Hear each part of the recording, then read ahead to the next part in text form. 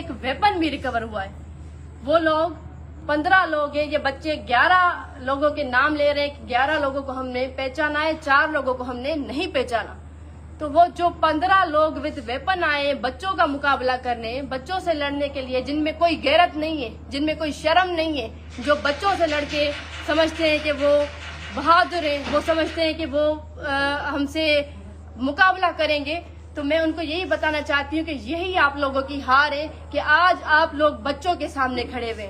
और दूसरी बात यह है कि डीएसपी साहब खुद इस चीज के गवाह हैं। अगर वो खुद अपने सर पे कुरान उठा के ये बात बोले कि वो ऑन स्पॉट जब पहुंचे और हमारे लड़कों को ये देखे कि इसको जख्मी किया गया है, इसको मारा गया है, इस पे अटेम्प्ट मर्डर किया गया, सिर्फ इसीलिए कि हम खड़े हैं, हम अपना केस परसू कर रहे हैं, हम जागीरदारी निजाम के खिलाफ खड़े हैं, तो हमें ये नतीजा मिला है। आज अगर इसका मर्डर हो जाता तो इसका जिम्मेदार